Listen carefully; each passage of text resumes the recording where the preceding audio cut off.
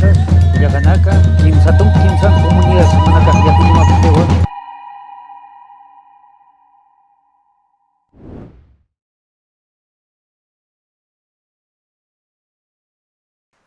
Muy buenas tardes, sean todas y todos bienvenidos a una nueva jornada del séptimo Festival de Arte Surandino Arica Barroca, el primero que realizamos en un formato totalmente digital. Estamos en el séptimo día de transmisiones de un total de 90 actividades que hemos preparado para disfrutar desde casa y reflexionar sobre la identidad y diversidad del surandino. Arica Barroca nació inspirado en la dignidad ancestral de los templos barroco indígena de las comunidades andinas y en la necesidad de conservarlos como patrimonio de la humanidad. Comenzamos saludando a quienes hacen posible este encuentro, al Ministerio de las Culturas, las Artes y el Patrimonio y su programa Otras instituciones colaboradoras del Estado, a Fundación Gabriel y Mari Mustakis y por supuesto a Fundación Altiplano. Conscientes de los duros momentos que atravesamos a nivel global, les invitamos a sumarse a las campañas solidarias que Arica Barroca apoya desde su página en www.aricabarroca.cl/COVID-19. Damos inicio a un nuevo relato barroco, espacio en el que nos reunimos con interesantes invitados e invitadas a conversar sobre arte, patrimonio y conservación. Les recordamos que mientras escuchamos la exposición, estará disponible la sección Preguntas y Respuestas en la parte inferior de la pantalla, para que dejen sus dudas y comentarios, los que serán leídos al final de esta transmisión. También para quienes se conectan desde Facebook Live, pueden dejar sus dudas en el muro de la transmisión y al final se las comentaremos a nuestro invitado. El día de hoy nos acompaña un sociólogo y doctor en historia, amigo de nuestra fundación y de nuestro festival, y ya parte del grupo de académicos de nuestra región. Estamos hablando de Bosco González, que nos va a compartir la ponencia Estética y Rebelión en el Sur Andino. ¿Cómo estás, Bosco? Gracias, Ricardo. Muchas gracias a ustedes también por ofrecer este espacio para poder presentar nuestras inquietudes. Genial, estamos entonces para poder comenzar con Estética y Rebelión del Sur Andino. Te dejamos totalmente la pantalla para ti. Bueno, un saludo a todos los que están presentes. Para mí es necesario, antes de comenzar, poder señalar un par de cosas, ¿no? Estamos viviendo tiempos bastante difíciles.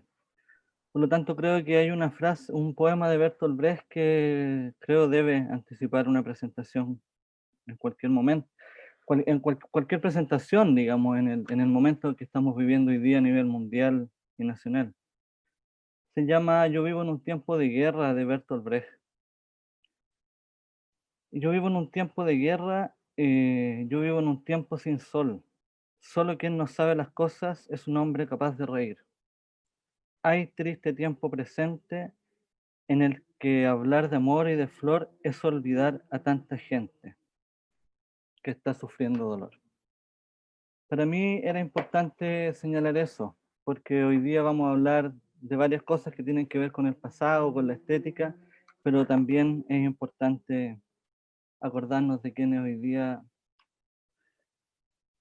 incluso carecen de esto, ¿no?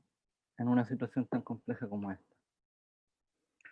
Voy a pasar a presentar la ponencia del día de hoy.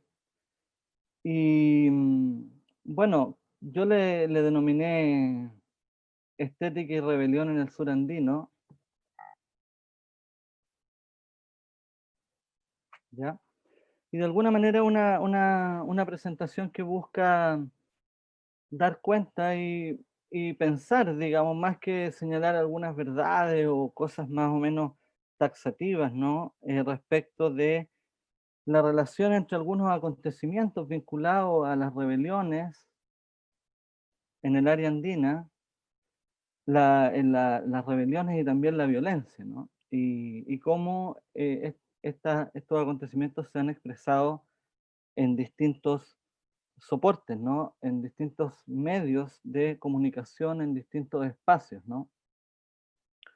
Desde las pinturas murales hasta el arte rupestre, los textiles, etcétera, ¿no? Y cuando decimos rebeliones, pensamos básicamente también en acontecimientos contemporáneos, pero también en las rebeliones anticoloniales de 1780, encabezadas por Tupac Amaru, Tupac Katari, también Tupac Amaru I, José Santos Atahualpa, ¿no? Una serie de acontecimientos que se grafican o se graficaron en una serie de soportes. Pero ¿por qué preguntarse por la estética, ¿no? ¿Qué tiene que ver la estética con las rebeliones, ¿no? Entonces ahí uno puede pensar como en dos respuestas, ¿no? Y a mí me interesa mucho convocar a Parménides, ¿no? Parménides que de alguna manera habla de la posibilidad de ser, ¿no? La posibilidad de existir en lo bello, ¿ya? Y de alguna manera el campo de lo bello es un campo de disputa, ¿no? La estética no es una cuestión desprovista, ¿no? De política, de litigios, ¿no? La estética tiene que ver fundamentalmente con la posibilidad de existir en la sociedad. Y también tiene que ver con la intención, ¿no? Por lo tanto, cuando hablamos de arte, cuando hablamos de representación, hablamos del sujeto y de un sujeto que está sitiado. ¿M? Existe en el mundo y tiene una intención, y esa es una intención estética.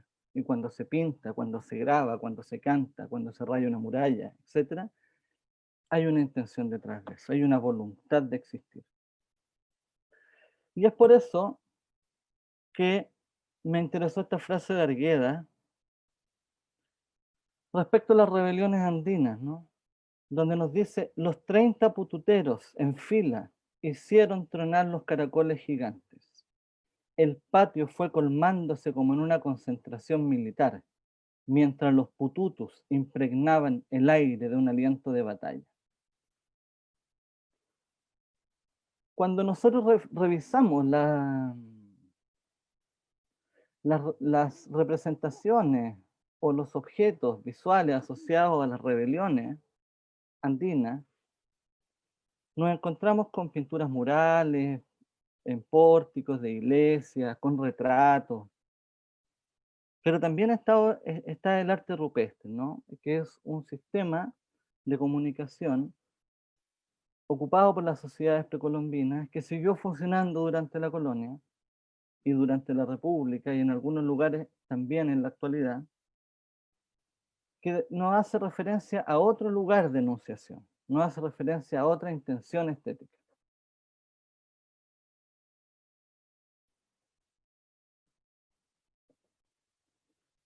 Es por ello que para hablar desde mi perspectiva o pensar, ¿no?, sobre la posibilidad de la existencia, de la representación de un acontecimiento histórico, es necesario pensar en el soporte, en la intención, pensar en la intención, aunque pueda sonar una herejía desde el punto de vista del positivismo, decir, bueno, ¿cómo tú demuestras la intención?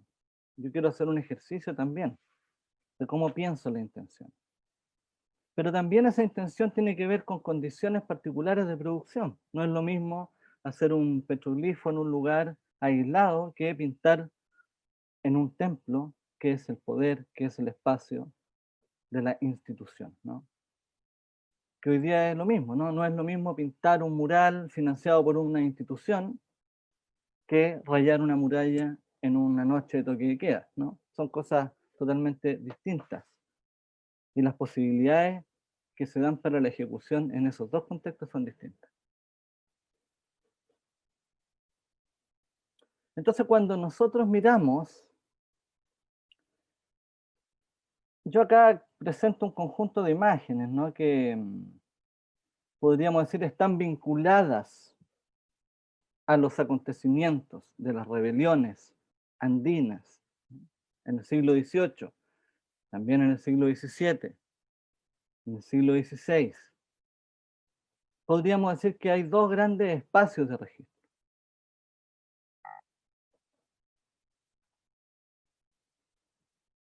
Sí, pienso que hay dos, pueden haber muchos más, pero acá yo quiero decir hay dos, ¿no?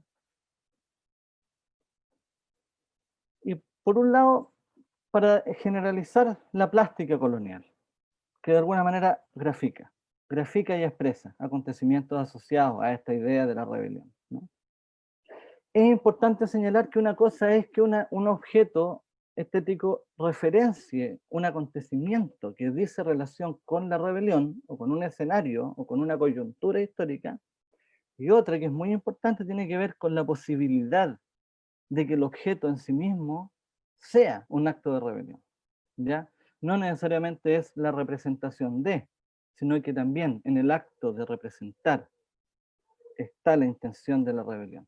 En algunos casos, en otros no.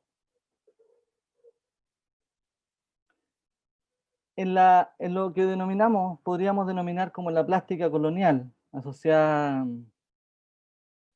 a las rebeliones, tenemos varios ejemplos. No los puedo traer todos acá, pero quiero mencionar algunos.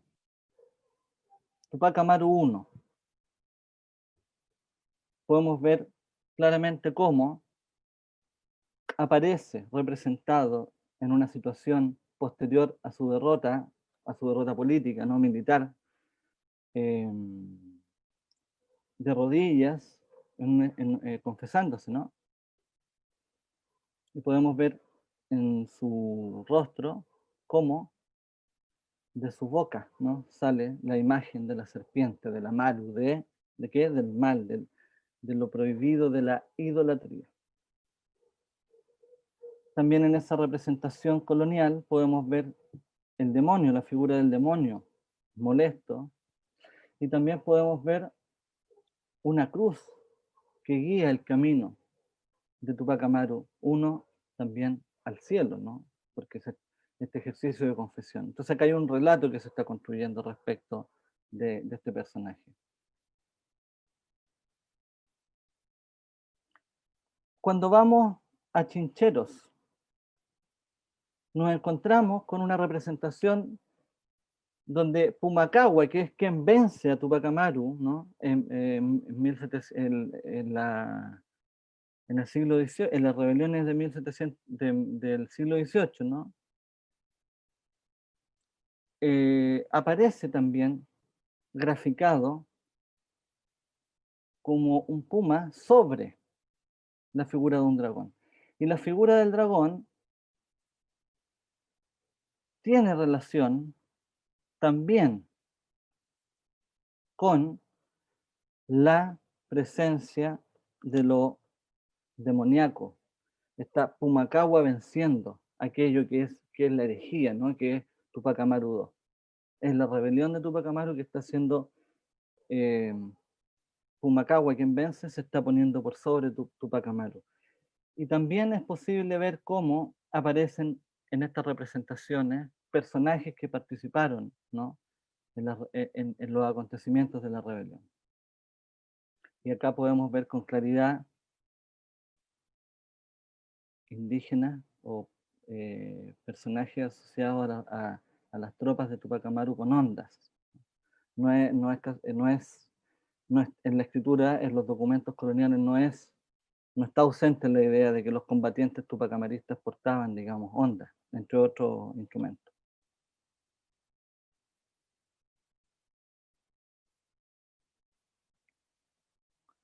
En el caso de la pintura de Urquillos,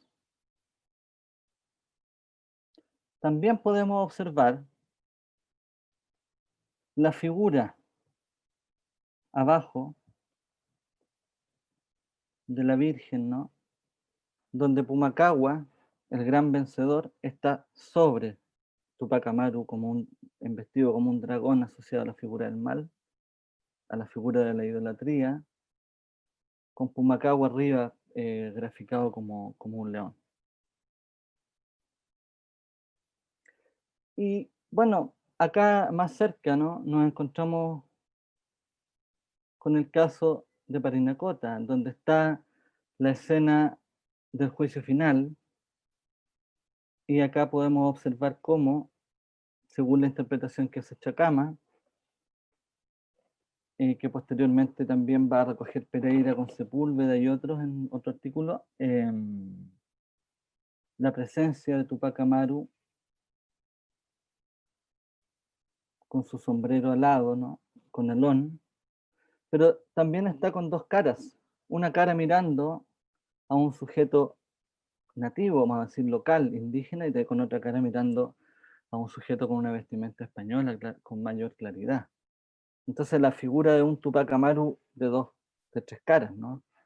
Que también nos puede inferir la idea, hacer inferir la idea de la desconfianza, de la incerteza respecto de él, ¿no?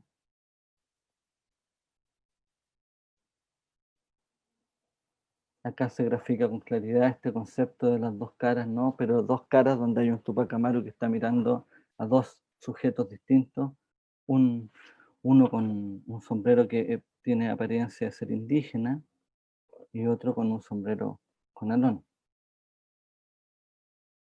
Entonces, eso es lo que podemos observar en algunas de las representaciones asociadas a las rebeliones, en el contexto de la plástica o de lo que podríamos asociar a los centros de producción. Pero por otro lado, existe otro ámbito que tiene que ver con el arte rupestre, que son expresiones visuales que operan en otro espacio y que tienen una intención distinta, como mencionaba al principio. Y como menciona distintos autores, como José Luis Martínez plantea que tiene que ver con registros andinos al margen de la escritura, que operan en espacios de circulación que están fuera de las redes o de los espacios de control colonial en algunos casos. Y acá nos encontramos con algunas gráficas, algunas representaciones visuales de acontecimientos asociados a coyunturas, a situaciones que nos pueden hacer pensar en la idea de la rebelión, de la violencia, del enfrentamiento entre el indígena, ¿no? Y el poder imperial. Entonces, como primera referencia está la, la de Manco Inca en Inca Pintay, ¿ya? Me interesa rescatar a quienes han descrito y trabajado con mucha sistematicidad este caso, ¿no? Mortis, Hosnik, Falcon, entre otros.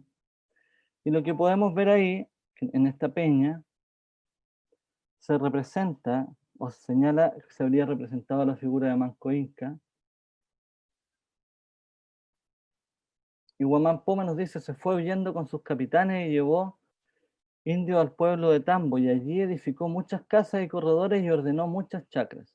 Y mandó a retratarse el dicho Mango Inga y a sus armas en una peña grandísima para que fuese memoria. Entonces, ahí podemos vincular una primera relación entre Manco Inca saliendo del Cusco en un ejercicio de repliegue frente a las fuerzas imperiales o a la conquista, y un ejercicio de representación desde lo propio.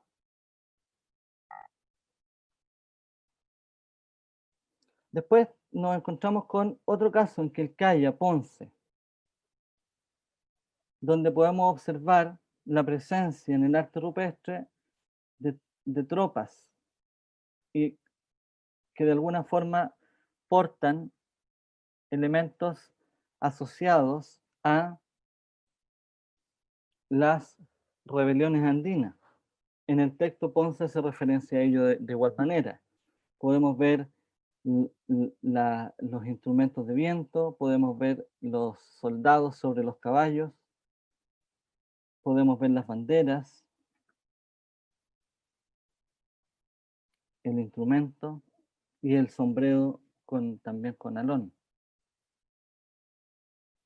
En el caso de la zona de Yaricoa, Guayapujo específicamente, hay trabajos de Medinaceli, de Matías Strecker, en distintos periodos, donde también se hace referencia a representaciones rupestres que podrían estar vinculándose a contextos de rebelión o de enfrentamiento entre indígenas y españoles. Medinaceli es más clara, o sea, señala con mayor precisión la posibilidad de que Guayapuju esté expresando en dos paneles el enfrentamiento entre tropas tupacamaristas y el ejército español. lo podemos ver arriba. Después Matías Strecker con más detalle habla de jinetes montados con ondas. Matías es más cauto, ¿no? Y evalúa la posibilidad de que esté asociado a los acontecimientos de la rebelión.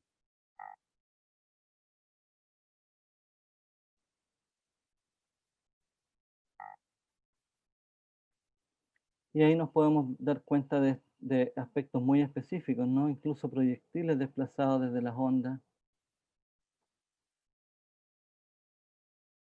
También Rainer Hosnick es bastante preciso, en algún momento también asocia representaciones rupestres en la zona del Cusco, Espinar específicamente, zona central, centro andino. Imágenes de representaciones donde podemos también observar la presencia de personajes con sombreros, con armamentos, etc. También Hernández Llosa nos refiere imágenes asociadas al enfrentamiento entre indígenas y españoles. No me atrevería a decir que eso está precisamente asociado a las rebeliones andinas, pero es una expresión en el arte rupestre de una expresión clara del enfrentamiento entre indígenas y españoles en un contexto del cual no podemos señalar con precisión su cronología. Y bueno, en un trabajo que me tocó a mí hacer en el marco de mi tesis doctoral, existe un petroglifo bastante llamativo, bastante interesante en Chillaiza, ¿no? En la actual comuna de Camiña, donde podemos ver una figura como si antroposomorfa, ¿no? Acordémonos de Argueda, esto que decía este relato de comienzo, ¿no? Donde él habla del pututu, ¿no? Vinculado a la rebelión. Y nos podemos dar cuenta de la presencia, digamos, por un lado del sombrero de copa en este personaje, también de la cruz sobre este sombrero, que estoy marcándoles en amarillo, y también de un instrumento de viento que uno podría estimar o presuponer que tiene que ver con un pututo. Y Micaela Bastida decía, y en señal de ser verdaderos y buenos cristianos cargarán la insignia de la Santísima Cruz en sus monteras y sombreros. En Tungazuca el 13 de diciembre de 1780.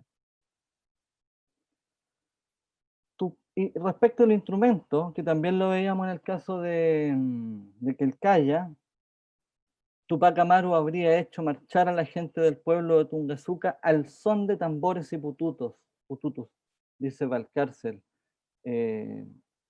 Carolina O'Donnell y Marco Antonio Arenas convocan a Valcárcel para hacer referencia a eso. Y en un trabajo de Daniela Valenzuela y colaboradores de la Universidad de Tarapacá, es muy llamativa esta otra figura.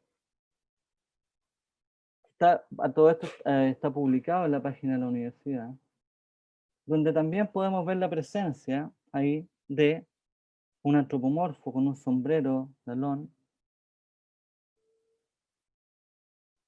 otro portando un instrumento también, de viento. Y voy a reiterar esa frase, ¿no? Al son de tambores y pututos.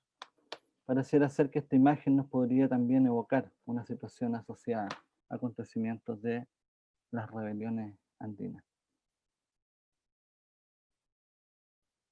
Ahora, si uno mira estos conjuntos, puede decir que hay elementos comunes. El sombrero, lo podemos ver en el caso de la pintura donde está siendo derrotado Pumacahua, o sea, Tupac Amaru por Pumacahua, pero también el sombrero está presente acá en la imagen de Quelcaya, también está presente en Parinacota. Y otro elemento que vemos también común tiene que ver con el instrumento de viento, ¿no? Presente en el arte rupestre.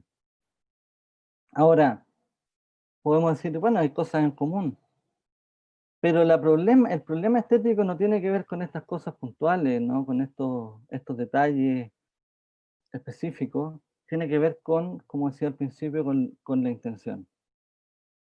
Porque así, desarmándolos, podemos ver que hay elementos comunes, es decir, oh, acá hay una representación de un acontecimiento, pero hay intenciones distintas. Vemos acá la imagen, volvemos, Tupac Amaru 1, Pumacahue, Tupac Amaru 2, da vuelta Pumacahue, Tupac Amaru 2. ¿Y qué es lo que vemos? Sometimiento, una ejecución que está hecha desde un espacio central, condiciones rígidas de producción, son pinturas que se mandan a hacer, que manda a hacer Pumacahua, posterior a la derrota de Tupac Amaru, en el espacio público. Y por otro lado, aquí lo que vemos, por ejemplo, en la imagen de Chillaiza, vemos un personaje con su sombrero, vemos la imagen de un enfrentamiento entre un indígena y un español, vemos en Quilcaya la imagen de los enfrentamientos, pero lo que vemos es el no sometimiento. Vemos que hay un discurso que está desde la periferia, no está en estos centros de poder.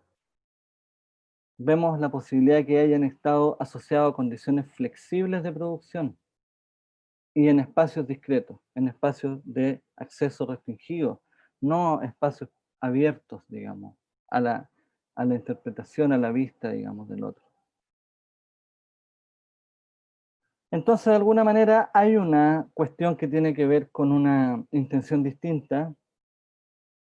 Esto que de alguna manera a mí me interesa hacer énfasis, que es no solamente en la imagen reflejando un acontecimiento asociado a la rebelión, sino que el conjunto rupestre, colonial o postcolombino, también es en sí mismo un ejercicio de rebelión de la imagen, de una rebelión de la imagen respecto de una plástica que está estructurada en una lógica institucionalizada en el contexto de la colonia.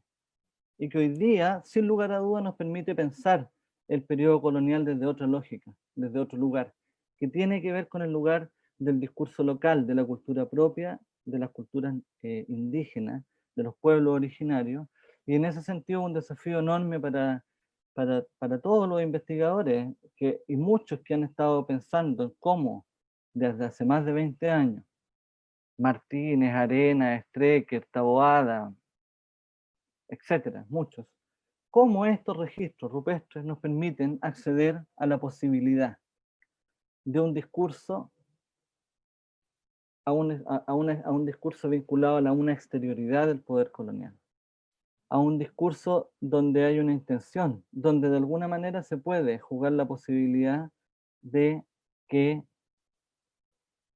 el que no existe, ¿no?, aparezca en el campo de lo bello, de que el que no exista pueda aparecer en el campo del saber. Y aquí les quería mostrar un pequeño registro donde podemos ver cómo se representa también las relaciones de los rebeldes tupacamaristas.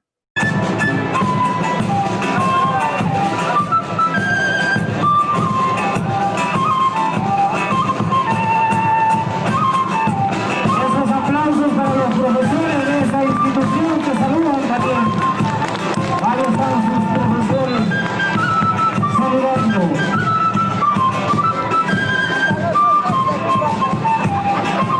A ver.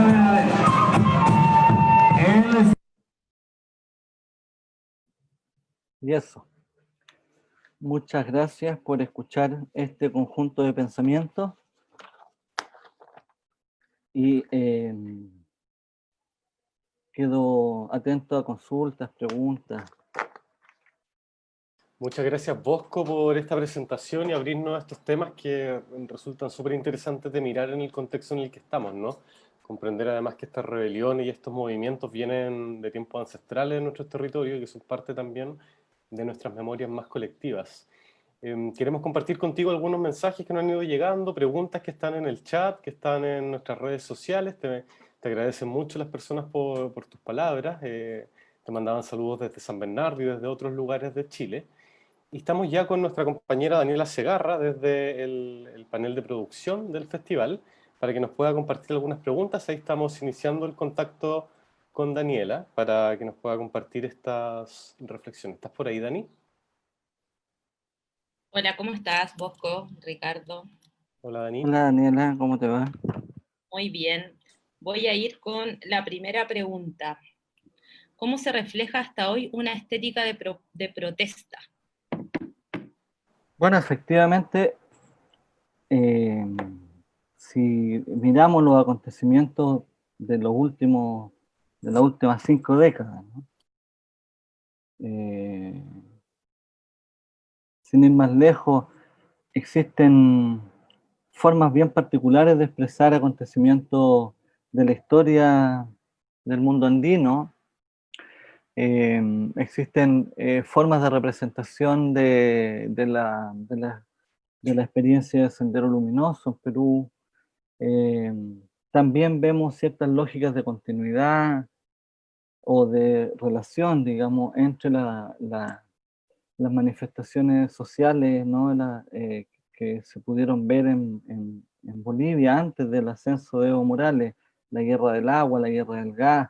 Aparecen presentes elementos que también son propios de aquel periodo asociado a las rebeliones andinas, ¿no? En los líderes indígenas de Bolivia aparece el sombrero, aparece el poncho, también aparece el pututu como elemento significativo de las rebeliones andinas del siglo XVIII.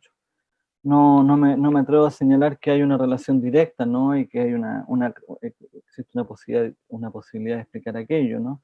Pero insisto, ¿no? Hay una persistencia respecto de querer estar, de querer ocupar estos símbolos para poder existir en el espacio de lo real, que en el fondo es la intención fundamental, creo yo, de la estética, ¿no? Que tiene que ver con la intención de querer existir, de existir en la sociedad, de tener la forma propia.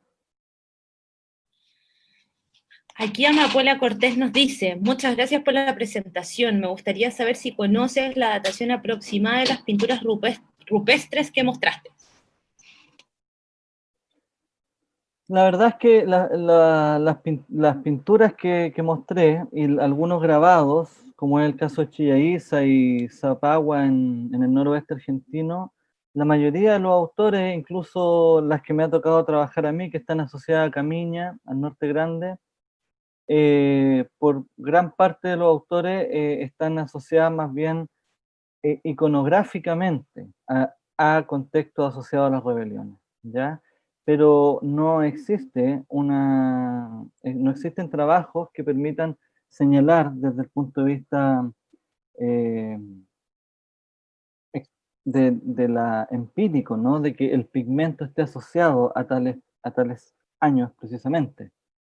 Por lo general hay una cronología relativa y hay una apuesta a ciertas relaciones iconográficas en base también a textos etnohistóricos. Por ejemplo, cuando yo convoco a Micaela Bastías, que dice que deben portar en sus gorros cruces, y nos encontramos con un petroglifo donde hay un personaje con un pututu aparentemente, con un sombrero y una cruz, podemos establecer una relación que nos permite inferir, decir, esta figura está asociada simbólicamente a las rebeliones andinas, pero no podría decirle con exactitud y tampoco es mi intención en el contexto de esta reflexión fechas precisas. Aún viviendo dentro de un contexto de poder colonial, ¿cómo vinculas ayer y hoy en el estallido social, si es que se puede hacer el vínculo? Bueno, efectivamente hay una frase bien interesante que decía que los antropólogos dejaran tranquila la Plaza de la Dignidad. El año pasado salió una nota en el Desconcierto, decía que los antropólogos dejen tranquila a la primera línea, eso. Porque surgieron muchos trabajos o inquietudes respecto de tratar de entender qué estaba pasando, ¿no? Y por ahí aparecieron algunas reflexiones bien interesantes de algunos colegas y que quisieron poner el énfasis en lo que la gente rayaba, ¿no? En las murallas, lo que habían pintado. Había una discusión respecto si esto iba a ser patrimonial o no, si tenía que ser borrado o no tenía que ser borrado. los escritos contra las autoridades, contra Piñera, contra en su momento, se me olvidó ya cómo se llamaba el ministro del Interior, las cosas que menos importantes se me olvidan. Chadwick, ese caballero. Entonces, efectivamente es posible decir que este ejercicio de querer traer el arte rupestre, ¿no?, como un espacio que permite que el que no existe, ¿no?, aparezca, podemos mirarlo hoy día también como un ejercicio de interpretación respecto de los espacios, ¿no?, donde se inscribieron frases, donde se inscribieron pinturas, rayados, donde la capacidad creativa de este movimiento social logró inscribirse, ¿no? Más allá de la centralidad de algunas demandas, ¿no? Porque este periodo que le llaman el estallido social, otros le llaman una rebelión popular, otro, bueno, tiene mil nombres desde el punto de vista de la obsesión académica de querer clasificar todo. Efectivamente, estas imágenes vienen a romper estas intenciones desde la institucionalidad, es decir, oye, esto no es estallido social, esto no es rebelión popular, esto quizás es lo que estamos diciendo acá, es lo que estamos pintando en la muralla. Y yo creo que ese es el llamado, así como quienes nos dedicamos a estudiar el periodo colonial y un poco el pasado, y ocupamos esta fuente, creo que también es un desafío importante hoy día mirar las murallas, mirar estos espacios de inscripción que son parte de la barbarie para la institucionalidad. Pero ahí hay un sujeto que quiere, un sujeto estético que quiere existir, que quiere aparecer. Gabriela dice, felicitaciones Bosco. ¿Algunas referencias bibliográficas que puedas recomendar respecto a este tema?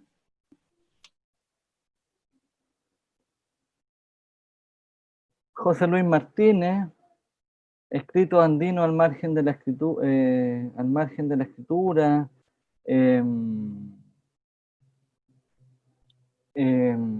Matías Strecker, Taboada, todas las publicaciones que hizo la CIERV en un conjunto sobre arte rupestre postcolombino. Me interesa mucho este texto que tengo acá de Mariátegui, que son... está, pero es del... se llama la plástica de la época. Son conjuntos de ensayos de Mariátegui. También yo recomiendo Boleslao Lewin, La rebelión de Tupac Amaru, también Scarlett O'Phelan, ¿qué más? Estensoro, también muy importante, para poder entender la relación entre la plástica y la gran rebelión.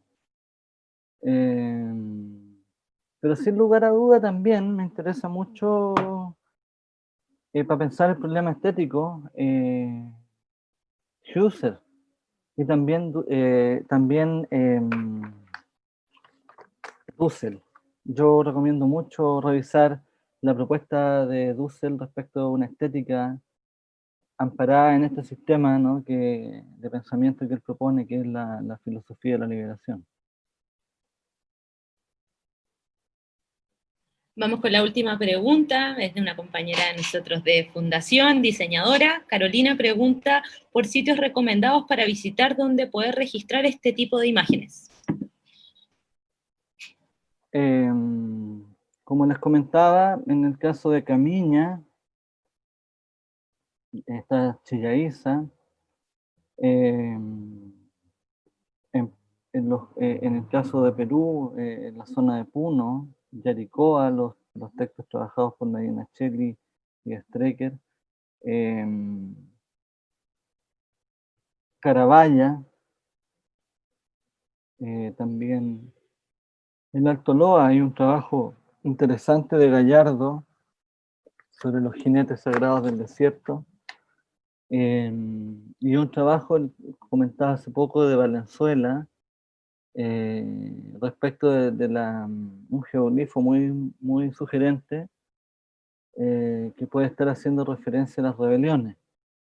Y esto no es una cosa que yo la diga porque efectivamente encuentro ciertas similitudes iconográficas tengo que ser justo. En algún momento preparando un terreno con Luis Briones y Lautaro Núñez, donde me sugieren ellos visitar Chillaiza, me comenta Briones y Lautaro que esta escena, este gran geoglifo donde aparecen unos trompeteros, ¿no?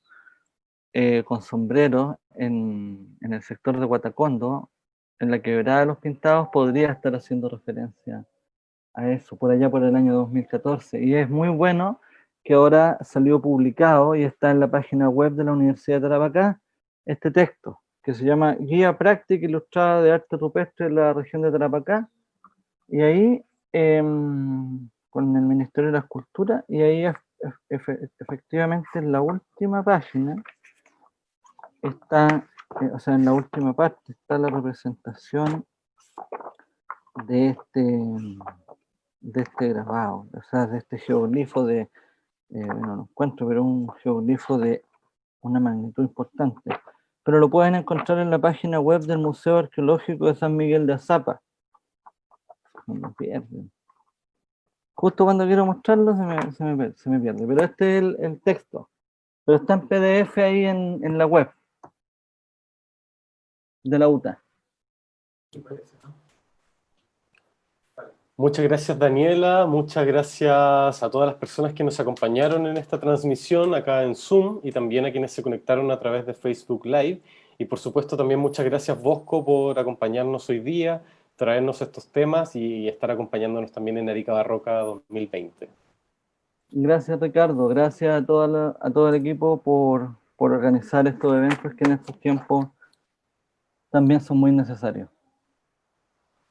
Muchas gracias, Bosco. Esperamos ahí el próximo año tener nuevamente tu compañía en el festival.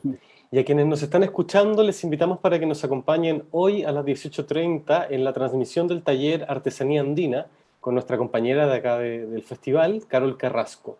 Y a las 20 horas estaremos con la muestra de cine más video indígena, este día con una presentación imperdible, con películas que vienen desde Chile, Argentina, Perú, México y Colombia. Les esperamos entonces a las 20 horas para ver esta transmisión a través de Facebook Live. Y una vez que termine la muestra de cine más video indígena, a las 21:15 aproximadamente, comenzaremos con un conversatorio con Alicia Herrera, directora de cine más video indígena. No se olviden de visitar aricabarroca.cl, donde encontrarán la Galería Barroca, que este año trae 10 exposiciones imperdibles para visitar desde su casa. También pueden hacer la visita virtual a los templos andinos y recorrer la ruta de las misiones Araña. Descubran también los mejores productos que hay en arte y diseño en nuestra feria neobarroca, donde hoy especialmente les recomendamos Camiri. No se olviden entrar a aricabarroca.cl/COVID-19 y desde ahí poder ayudar a todas las personas más afectadas por la pandemia en la que estamos pasando como planeta. Síganos en nuestras redes sociales y nos vemos a las 18:30 horas. Sayericuna, nos levantaremos.